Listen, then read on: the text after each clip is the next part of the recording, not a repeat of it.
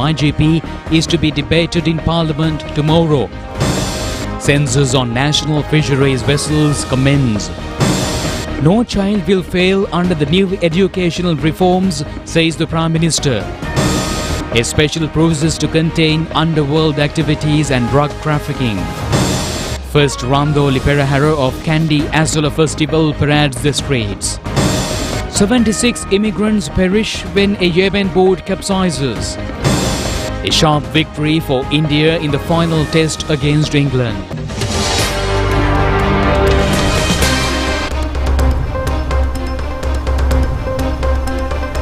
On to those and other stories in detail now, and starting off with the top local story. Parliament will take up for debate the passing of the proposal to remove suspended IGP Deshabandhu Tennakon from his post, according to a decision taken at the Parliament committee meeting recently. Deshabandhu Tennakon has been facing several allegations regarding misuse of power of his post and irregularities, along with certain other incidents, including the shooting at W15 Hotel in Valigama. A special Parliament committee was appointed in the month of April this year in order to investigate the incident. Supreme Court Judge Justice Preeti Padman Surasena was the chairman of the investigation committee, while Justice Neil Idhavala and the chairman of the National Police Commission Lalit Ekanayaka were the other members of it. The investigation committee recorded evidence on a daily basis since the 16th of July, and the final report was handed over to the Speaker on last Wednesday. The Speaker, presenting the report in the Parliament, stated that Deshabandhu Tennakon has been held guilty unanimously for allegations against him. Accordingly, the passing of proposals to remove him from the post of IGP will be taken up in the Parliament tomorrow. The Department of Fisheries has decided to conduct a census of fishing vessels from today at the Panadura fishing harbour and will be carried out across Sri Lanka until the 20th of August. The Fisheries and Aquatic Resources Department has organised this in line with the Clean Sri Lanka initiative.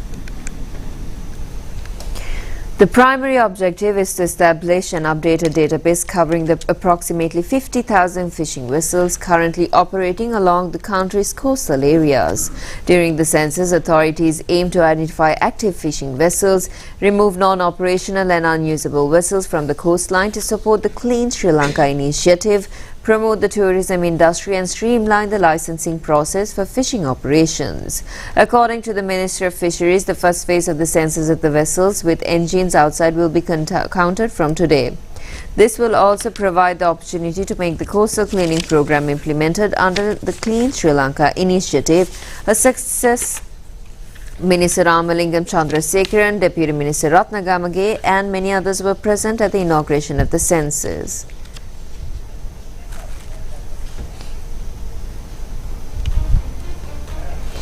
Minister of Fisheries Ramalingam Chandrasekaran stated that a comprehensive data collection effort of this nature had not been undertaken in the past 10 years. He said that only after determining an accurate account of those engaged in fisheries sector and the boats they operate, include the condition of their engines, would it be possible to make informed policy decisions regarding the industry. He added that under the current government, the fisheries sector was undergoing a process of digitalization.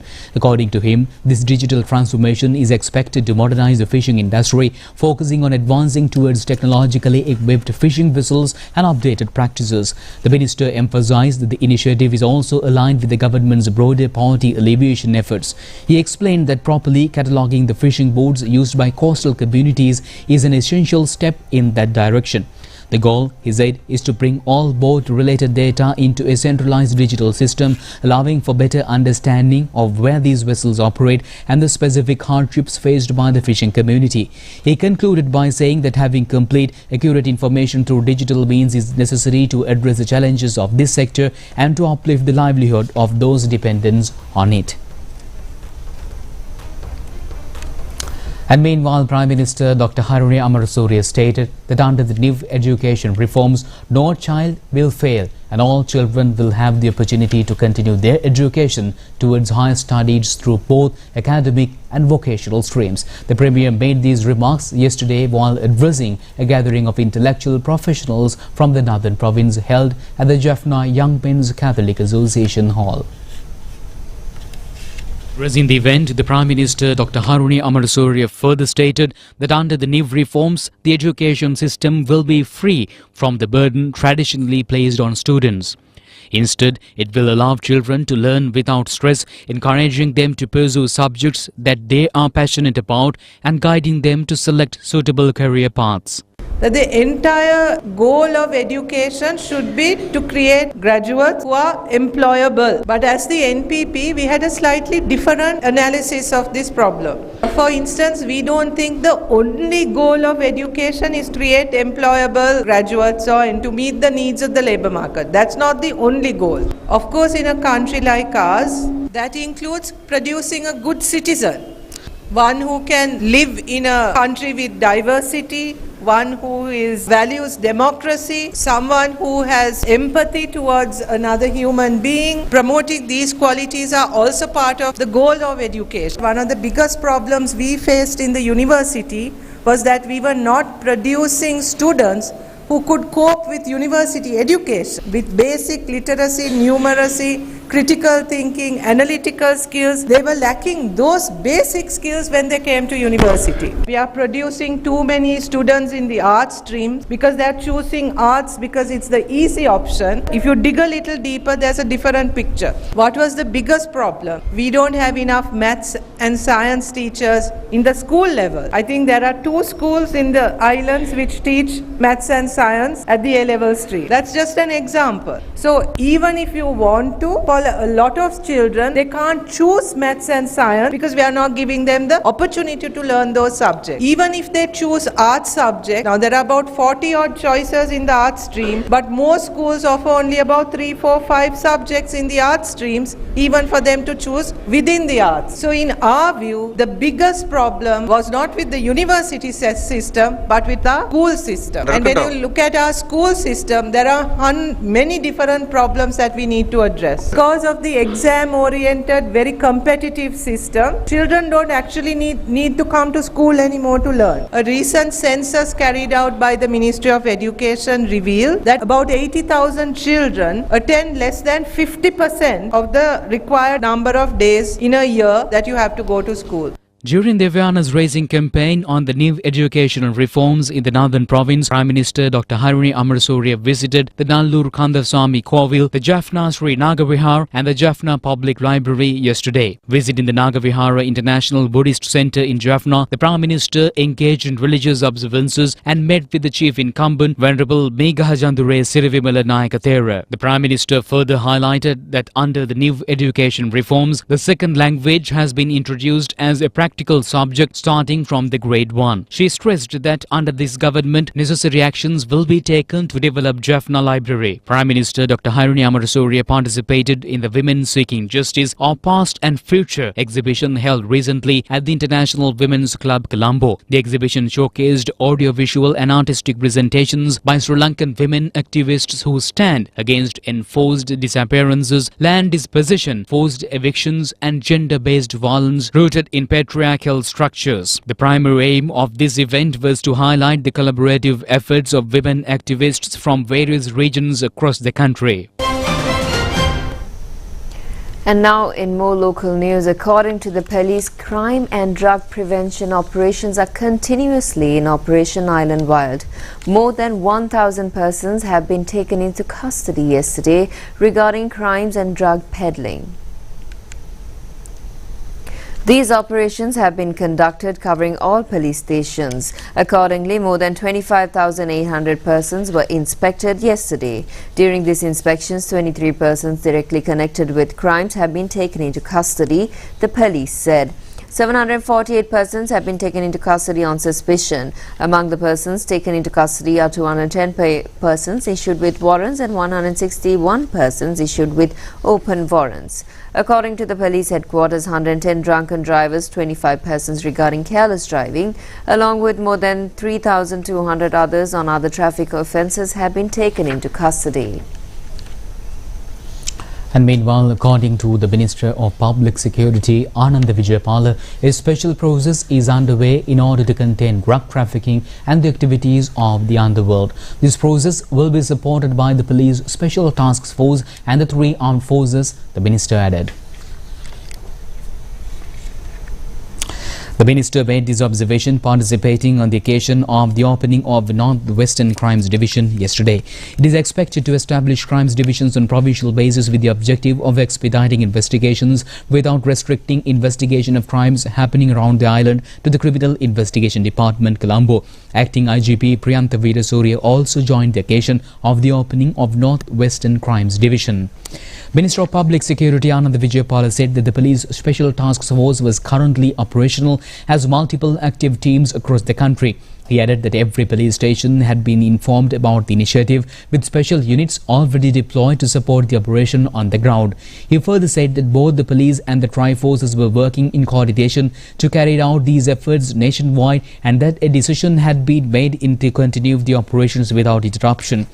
Addressing recently incidents involving shooting and killing allegedly linked to the underworld activities, and also the minister acknowledged such occurrences must be emphasized that all such matters were being taken seriously, and the minister stressed that the government remained fully committed to safeguarding the every human life and could not disregard any threat. Minister Vijayapala also noted that special task force operations were being strengthened and to suppress the apprehend organized criminal groups through targeted operations. Now, the Colombo High Court today stated that the verdict concerning the bail plea of a suspect connected with the supply of substandard antibody vaccines to hospitals will be announced on the 7th of this month. The order regarding the bail demand was to be announced today. A case has been filed in a High Court consisting 3 judges against former Minister of Health Kehelia Rambukwella and a group of others pertaining to the supply of substandard antibody vaccines to hospitals. The verdict regarding the bail plea of Sudha Janaka, the owner of the concerned pharmaceuticals company, who is a defendant and in custody at the moment, has been thus deferred. Sudha Janaka Fernando, owner of the pharmaceuticals company, and the first suspect in the case regarding the distribution of substandard antibody vaccines in the hospital system of the country, has been named in this case. The Colombo High Court ordered today to defer the case until the 29th of October, filed against Yoshita Rajapaksa, son of former President Mahinda Rajapaksa and grandmother Vyoshita Desi Forrest, under the Money Laundering Act. When the case was taken up today, the defendants appeared before the court, but the Colombo High Court Judge Justice Pradeep Aberatna was on leave and the hearing was postponed. The Colombo Magistrates Court today ordered to further remand until the 18th of this month. The officer in charge of the Okampita police station, who has been taken into custody on bribery allegations when the case was taken up in the presence of Colombo Chief Magistrate Tanuja Lakmali Jayatunga today. The Supreme Court today decided to quash 2 fundamental rights petitions filed requesting to issue an order to annul 7 memoranda of understanding signed between the Government of India and Sri Lanka. This decision has been taken by a bench of judges consisting Justices Achala Vengapulli and Priyantha Fernando after a long consideration of facts in this regard. The petitions were filed by a group along with Dr. Gunadas Amarasekar and the Front for Transparency. The traditional bee honey offering to the historic temple of the sacred tooth relic in Kandy was held by the indigenous community in line with the first Randoli Perahara Day today. Leader of the indigenous community Rupavahini Vanila Atto and several others participated in this traditional event. They were welcomed by Devada Nilame Pradeep Nilangadala and custodian of the Sri Dalada Thevawa, Venerable Tibadwave Medankarathera, facilitated them for the bee honey offering. The indigenous representatives were also offered with gifts. The bee honey of the indigenous offering was conducted today for the 27th occasion. Indigenous community conducted this traditional event since ancient history, wishing prosperity to the country. And meanwhile, the first Randoli Perahara of the Kandy Asela festival is parading the streets at present. It is reported that a large number of devotees has gathered to the Kandy city to visualize the Kandy Perahara. Police stated that a special security and traffic plan is underway in the Kandy city and the surrounding areas today. The first Randoli Perahara commenced today at the auspicious time of 6:52 p.m. The Perahara is to parade through Dalanda Vidya, the Senanayaka Vidya, Temple Road, and will arrive again at the Deva Vidya, Colombo Street, El Senanayaka Street, Cross Street, and the Senanayaka Vidya, and come back to the Sri Dalandama through the Raja Vidya. Tusker Indiraja brings the sacred casket of the first Randoli Perahara. Tusker's Pulasti Raja and Murumaraja accompanied with Indiraja.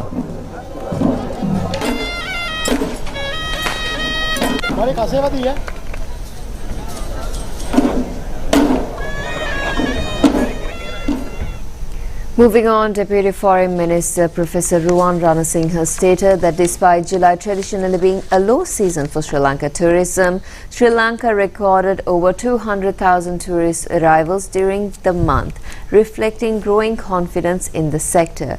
He said the government expects around 3 million tourist arrivals this year as the high season begins.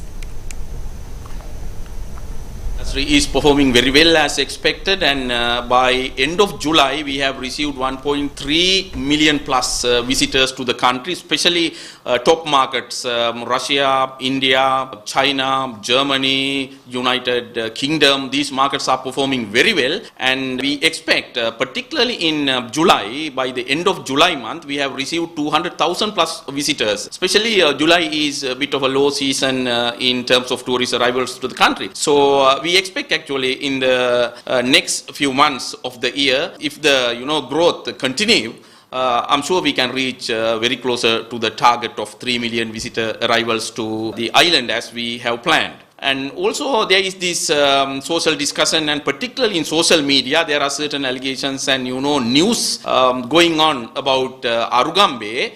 There are a lot of issues, but I would like to, this is all these bankrupted political groups, and they are trying to make certain news about, this economic recovery that we are trying to do, particularly based on the tourism arrivals and the tourism earnings in Sri Lanka. So I would like to, declare that we have to have a country first. So that is why we are striving to build this destroyed economy, particularly with the help of tourism earnings in the short run. There is no clearly identified evidence. Government is on alert. Security, the forces are on alert. So there is no that much of a serious situation in Arugambe. Things are normal, and tourism is booming and performing very well in that area. We also have the cabinet initially took the decision to introduce free visa on arrival for 40 countries, basically looking at increasing the tourism arrivals. I think this will surge some of the markets, particularly Middle East, India, and other main source markets,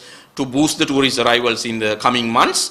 And this actually we need to get the clearance from the Attorney General's department, and then table at the Parliament and issue the Gazette notification, which we are working on and will be completed very soon. The Minister of Foreign Affairs, Vijitha Herath, was officially informed today that the state of Texas in the United States has formally recognized Vesak Day 2026 for the first time and issued an official gazette to that effect. The notification was conveyed by Venerable Malpiti Vibhalakirti Thera during a meeting with Minister Herath held this morning at the Ministry of Foreign Affairs. The Thera was a part of a Buddhist delegation that visited the minister to inform the Sri Lankan government about the upcoming 2026 International Vesak celebrations to be held in Texas. According to the delegation, the state of Texas has officially recognized Vesak Day as of 15th May 2025, and plans are underway to hold a state Vesak festival in Austin, Texas from 2nd to the 10th of May 2026. The delegation further stated that in alignment with this occasion, arrangements are being made to display sacred relics symbolizing the physical presence of the Buddha. They also extended an official invitation to Minister Herath to attend the 2026 Vesak celebration in Texas. The meeting was also attended by Parliamentary Ashoka Rangwala and Commissioner General of Rehabilitation Major General Darshana Hettiarachchi, among the others. The newly appointed UNICEF representative to Sri Lanka, Emma Brigham, officially presented her credentials to the Minister of Foreign Affairs, Foreign Employment and Tourism, Vijitha Herath, during a meeting held at the ministry today. Minister Vijitha Herath said they had engaged in constructive discussions on enhancing cooperation to safeguard and promote the rights of children in Sri Lanka. He noted that both parties focus on supporting the holistic development of children through strengthened collaboration. The minister also briefed Brigham on Sri Lanka's recent economic and political developments and reaffirmed the government's strong commitment to protecting children's rights and fostering a safer and more equitable environment for the future.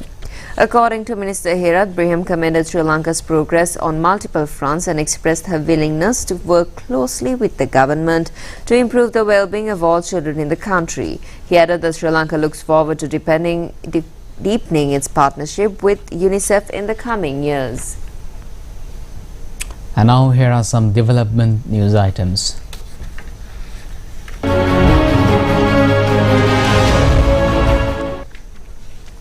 The construction work to develop the park in Anuradhapura as fully fledged public park commenced today under the patronage of Minister of Trade and Commons Vasantha Samarasinghe. This has been implemented under the government's program titled A Rich Country, Beautiful Life. The development work will conducted to protecting the historic environment of the Anuradhapura city and the sacred site. Minister Vasantha Samarasinghe stated that all facilities needed to attract more foreigners to Anuradhapura will be developed in future.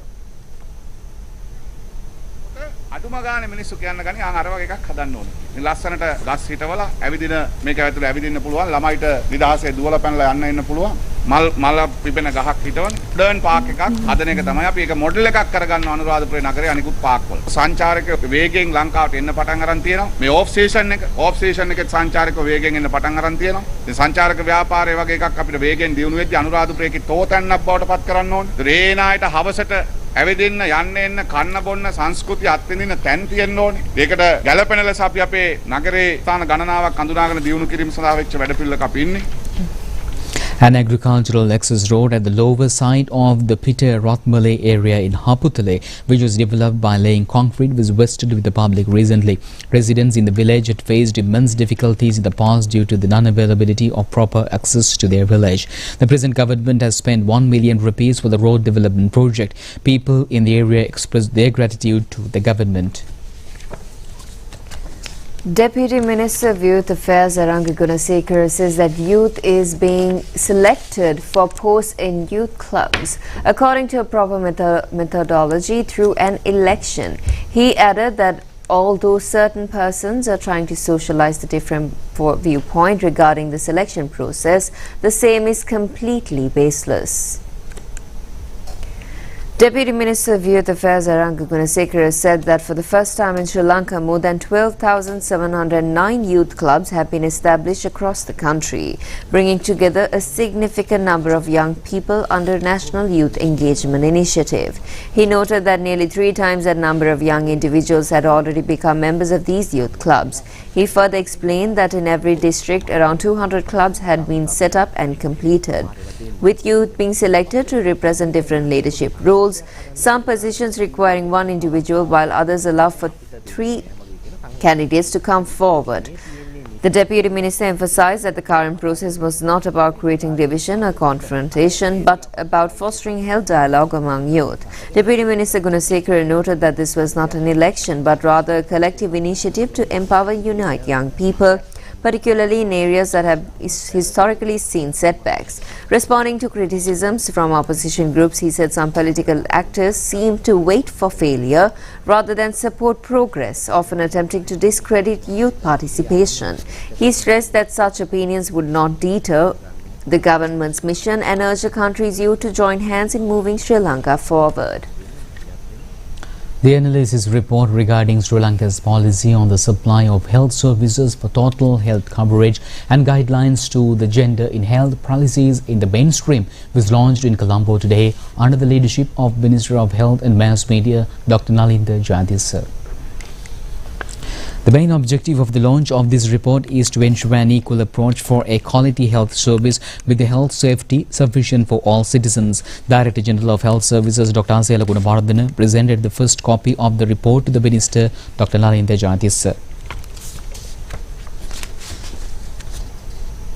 Sri Lanka's UHC service coverage index currently stands at 67, which is above the average for South Asia. However, countries such as Malaysia and Singapore, as you have seen, reported markedly higher values than Sri Lanka. So, we have a long way to go. This is because a few sub-indicators remain low in our country. These include low TB treatment success rates, suboptimal screening and management of hypertension, limited care seeking for respiratory illness in children, and lapses in health workforce density.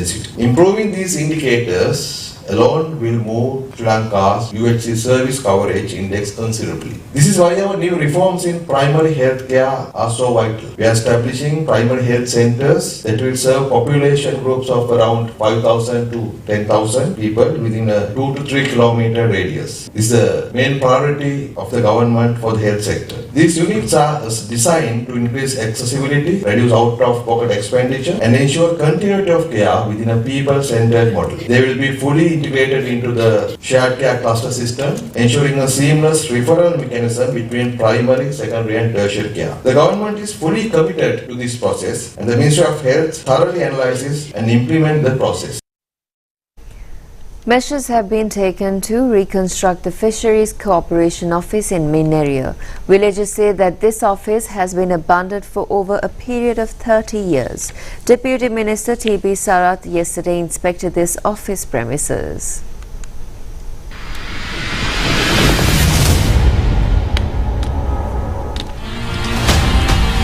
This office premises with a cool room used to produce high-protein fish fillets utilizing fresh water. A small number of workers engaged in this process. In the premises, a large number of buildings, vehicles and machinery have been led to deteriorate. Deputy Minister T.B. Sarath stated that measures will be taken immediately in future to develop this premises as an income-generating entity.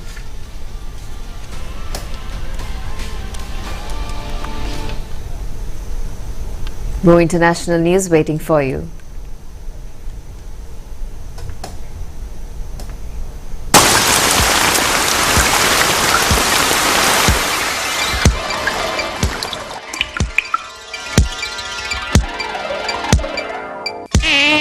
You can make a difference. It is your duty to help eradicate dengue. Clean up your environment at least once a week. A message from the Dengue Control Unit of the Ministry of Health.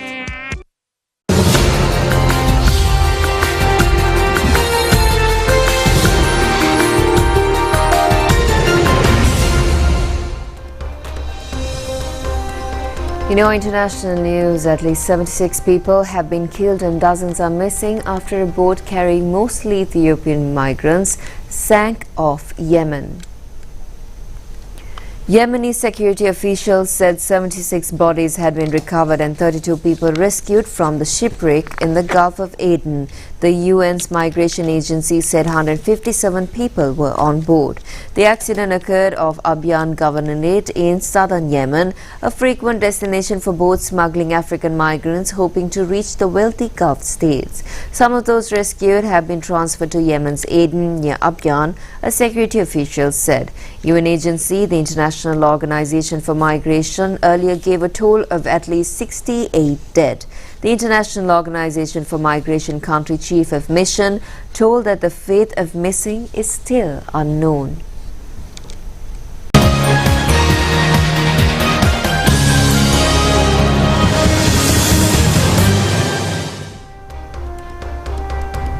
In your sports news, India today won the 5th Test match against England by 6 runs today. And this has been recorded as the longest victory margin in the history of Test cricket by India.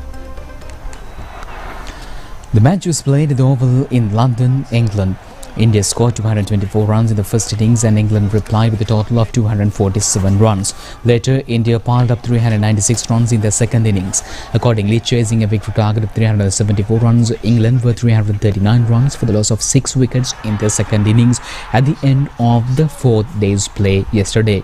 England needed only 35 runs for the victory when Jeremy Smith and Remy Alfreton were knocked out at the wicket. Mohammad Siraj captured the wicket of Jeremy Smith for 2 runs and in the first wicket to fall today, Jeremy Alfreton scored 9 runs while Josh Strong was out for scoring.